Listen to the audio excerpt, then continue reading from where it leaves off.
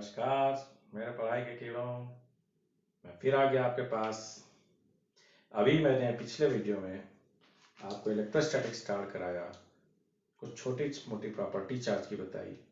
अब हम लोग Coulomb's law in electrostatics discuss करेंगे। कूलॉम्स लॉ क्या बताता है? दो पॉइंट चार्जेस के बीच लगने वाले फोर्स के बारे में बात होती है। दो स्टेशनरी पॉइंट चार्जेस के बीच लगने वाले फोर्स के बारे में कूलॉम्स लॉ डिस्कस करेगा। When 2 point charges are placed at some distances, let q1 and q2 are placed at some distance, then Coulomb's law will give the relationship between the forces between these two charges. So Coulomb's law states that the electrostatic force of attraction or repulsion between two stationary point charge is directly proportional to the product of the magnitude of the charges, and it is inversely proportional to the square of distance between the two charges. जो coulomb का नियम है, तो स्थिर बिंदु आवेशों के बीच लगने वाले वैद्युत बल के बारे में बात करता है। और दिस फोर्स, ये बल, it is directly proportional to the product of the magnitude of charges, उन दोनों आवेशों के परिमाणों के गुणनफल के अनुक्रमानुपाती and उनके बीच की दूरी के वर्ग के व्युत्क्रमानुपाती। It is inversely proportional to the square of the distance between them. And the line of action of this force is along the line joining these two charges. अगर दोनों like charges हैं, पिछले वीडियो में बताया दोनों like charges हैं, तो कैसा force लगेगा?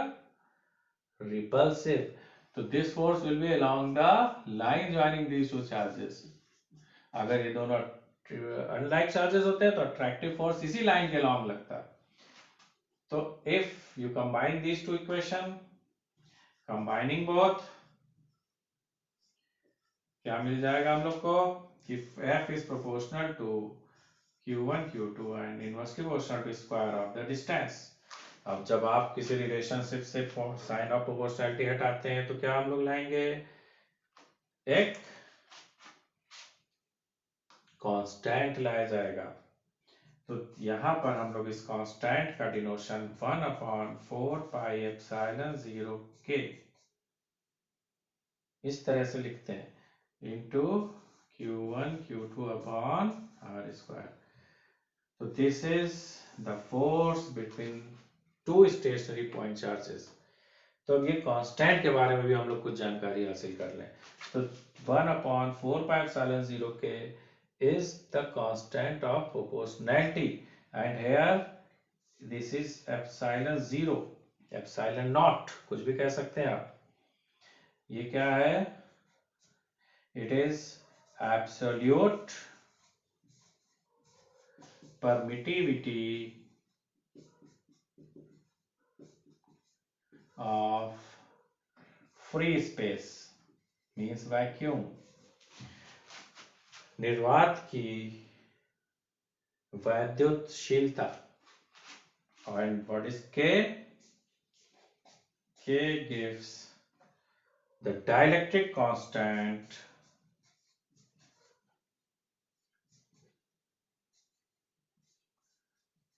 of the medium between both charges। इन दोनों चार्जेस बीच जो भी मीडियम है, एयर हो, वाटर हो, कागज हो, कुछ भी हो, उस मीडियम का डाइलेक्ट्रिक कांस्टेंट होगा। एंड डाइलेक्ट्रिक कांस्टेंट की वैल्यू, मिनिमम वैल्यू 1 होती है वैक्यूम के लिए या एयर के लिए, और for any other medium it's value is more than 1। तो सिंपल लॉ है, दो चार्जेस, स्टेशनरी पॉइंट चार्जेस के बीच लगने वाला फोर्स है। आप लॉ को लर्न करना है, ये तो आपका काम होगा कि this force is directly proportional to the product of the magnitude of charges and inversely proportional to the square of the distance. आप इसको जब आगे बढ़ाते हो तो ये फार्मूला आपको न्यूमेरिकल में काम आता है। इस कांस्टेंट की अब हम लोग वैल्यू भी जान जाए, डायरेक्ट आपको ये कांस्टेंट की वैल्यू जान लीजिए कि एप्सिलॉन 0 की वैल्यू तो ये होती है 8.854 इंटू 10⁻⁻12। अब इसकी यूनिट क्या हो जाएगी? कूलॉम स्क्वायर पर newton metre square. In this way, if you find the value of 1 upon 4 pi epsilon 0, so it comes out to be 9 into 10 to the power 9 Newton meter square per coulomb square. तो ये Coulomb's law आपको simple form में और इससे numerical हम लोग solve करेंगे। ये कांस्टेंट की वैल्यू याद रखनी है। डाइलेक्ट्रिक कांस्टेंट की वैल्यू एयर या वैक्यूम के लिए 1 होती है, बाकी अदर मीडियम के लिए it will be more than 1। और जब भी कोई प्रॉब्लम करेंगे तो ये वैल्यू हमको गिवन होगी, इसको हमें लर्न नहीं करनी है। किसी भी मीडियम का डाइलेक्ट्रिक कांस्टेंट की वैल्यू हमको न्यूमेरिकल प्रॉब्लम में गिवन होती है। तो ये था हमारा कूलम्ब्स लॉ। इसको हमने ऑर्डिनरी फॉर्म में जाना है, इसका मैग्नीट्यूड जाना है। अब हम इसको वेक्टर फॉर्म में जानेंगे। कूलम्ब्स लॉ इन वेक्टर फॉर्म, वेक्टर फॉर्म से हम इसकी डायरेक्शन के बारे में भी पता कर सकते हैं। तो हम लोग थोड़ा सा कोशिश करें तो इसको हम लोग वेक्टर फॉर्म में भी जान लें।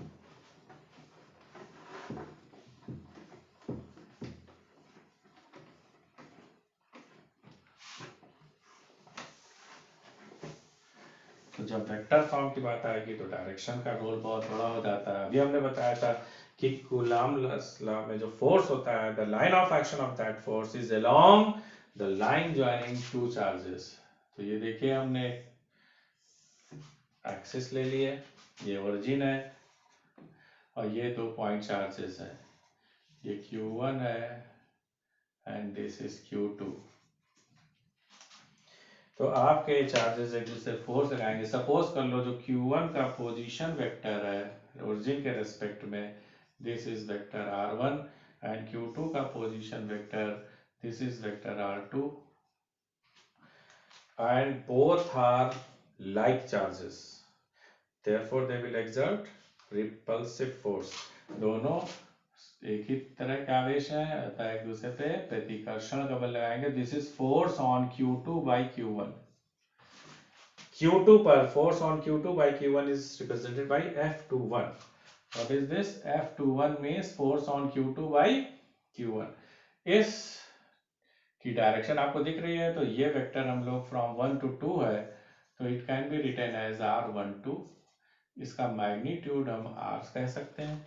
तो सारी चीज फिगर में दिख रही है, इसकी डायरेक्शन दिख रही है। अब हम लोग इसको देखें वेक्टर, पहले तो हम मैग्नीट्यूड हम कूलम्ब्स लॉ से जान ही रहे। So force on Q2 by Q1, it is represented by F21। Magnitude अभी हम लोग क्या जान रहे थे, 1 अपॉन 4 पाई एप्सिलॉन 0 के into Q1 Q2 upon R square. अब इस मैग्नीट्यूड को डायरेक्शन दे दी जाए, तो जिस डायरेक्शन में है it is directed from Q1 to Q2, तो इस डायरेक्शन के यूनिट वेक्टर से जब मैग्नीट्यूड को आप यूनिट वेक्टर से मल्टीप्लाई करेंगे तो इसे डायरेक्शन मिल जाएगी। तो दिस इज यूनिट वेक्टर। तो this is Coulomb's law in unit vector form. और हम लोग यूनिट वेक्टर को वेक्टर में कन्वर्ट कर सकते हैं। हम लोग जानते हैं unit vector is nothing but vector divided by its magnitude. तो it can be written as Q1 Q2 into R square into ये vector divided by its magnitude. तो ये R is multiplied by this, तो it will become Q1 Q2 upon R cube and this is R12 vector। So these both are Coulomb's line vector form। This is in unit vector form, this is in vector form। अब आपको दिख रहा है कि यहाँ देखिए this is R cube, यहाँ R square है, ये R क्यूब है। और कूलम्ब साहब क्या बताए हैं कि it is inversely proportional to square of the distance, और आप देख रहे हो it is inversely proportional to cube of distance। तो कंफ्यूज ना होइएगा, क्योंकि यहाँ पर एक मैग्नीट्यूड R का यहाँ पे छिपा हुआ है, तो वो R एंड R कैंसिल हो जाएंगे। तो अभी भी it is still following inverse square law. अब आप जरा वेक्टर की नॉलेज को वापस लाओ 11 से। यहाँ पे देखिए फिगर में, देखिए ये दिस इज वेक्टर R1 के हेड में हमने R12 की टेल को कनेक्ट करा है, तो रिजल्टेंट इज वेक्टर R2। आपको फिगर देखिए क्या दिखा रही है, from figure vector R1 plus vector R12 is equal to R2। This means हम लोग क्या रिप्लेस कर सकते हैं, R12 की जगह क्या लिख सकते हैं, R2 माइनस R1। तो ये पोजीशन वेक्टर के फॉर्म में आ जाएगा। देखिए अब इसको हमने क्या कर दिया, ये मैग्नीट्यूड तो जो था वो तो है ही है, और इसकी जगह आप क्या लिख सकते हो, ये देखो R2 माइनस R1।